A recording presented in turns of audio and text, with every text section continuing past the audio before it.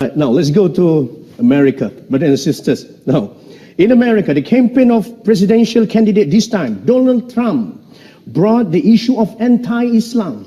And surprisingly, brothers and sisters, this campaign has a big support of public. Dr. Zakir Naik. So, what do you think behind this phenomenon? What does it indicate? No, I believe that we find that anything which is popular, they do have enemies. Yeah. And Allah says in the Quran that every prophet had enemy. And Muhammad Sallallahu Alaihi Wasallam, being the last prophet, will always have enemy. So I feel that people like Donald Trump, they prove the Quran right. Allah says in Surah Furqan, chapter number 25, that there will be an enemy for Muhammad Sallallahu Alaihi Wasallam. And since Muhammad Sallallahu Alaihi Wasallam, his message is going to be till eternity, there are bound to be critics and enemies of Islam and of Prophet Muhammad. So these people are proving the Quran right. Because in spite of all these things, Islam is spreading. Allah says in the Quran, in Surah Imran, chapter 3, verse 54, Allah says, Makaru makarallah wallahu khairul makirin. They plan and plotted, Allah too plan. Allah is the best of planners. If you see after 9/11, the media war on Islam and throughout the world, normally people should think that now Islam should perish, na'uzubillah. They cannot. But we find that more people want to know what kind of religion is this. And we find that in USA alone, in a span of about 9 months after 9/11, 34,000 Americans accepted Islam. In Europe alone, in a span of 10 months after 9/11, more than 20,000 Europeans accepted Islam. So more they are trying to attack Islam, more Islam is spreading. I believe that such type of people, in the long run, it is benefit for Islam. People want to know what is this religion. And whenever people attack Islam, and you find that in the long run, it benefits Islam. All right. That's fantastic. Now, Dr. Zakir Naik, do you agree if I say that now Muslims are caught up with efforts to restore the image due to Islamophobia campaign in the West?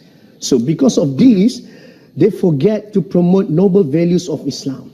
Yes, I do agree with you. Many a time we Muslims being emotional, we fall into the trap. For example, we know what happened in the Danish cartoons. Danish. It is wrong what they did. We found that most of the Muslim organization, they left everything what they were doing and they were concentrating on that. They were protesting. Fine, we should protest. But that doesn't mean that we stop our activity. So if an organization was suppose doing 100 points work, they focus all their attention on replying to the Danish cartoon, and out of 100, they only do 5 points work. So imagine if all the organization do that, it will be a loss for the Muslim Ummah. What we require, there should be specialized organization to take care of this. And I've given a talk on this, how this should be dealt. What we do, we become emotional. Fine, we disagree with it. But don't become so emotional that whatever positive work you are doing, you also stop that. So if he is attacking Islam, we don't leave everything. You leave everything and you only go and reply to that. I mean, for example, as I told you earlier, that anyone that is popular, they're bound to be criticism on him. I mean, for example, if you go on the Google and if you type my name, there'll be about approximately 15 million websites which has my information. I would say approximately 15 to 20% would be against me. So when a person gets popular, there are bound to be enemies. Initially, I had a perception that when anyone gets popular, the percentage of enemy remains the same. For example, if there are 100 followers, then 1 is the enemy. If you have 1,000 followers, then 10 is the enemy. If you have 1,000,000 followers, then there will be 10,000 enemy. The 1% remains the same, or 2%, or 10%, what the percentage, it remains the same. But later on, I realized that it's not like that. If you see the seerah of the Prophet Muhammad, when he started preaching Islam, initially he had 5 followers, no enemies. It became 50, 100, no enemies. When it started increasing, then the enemies started appearing.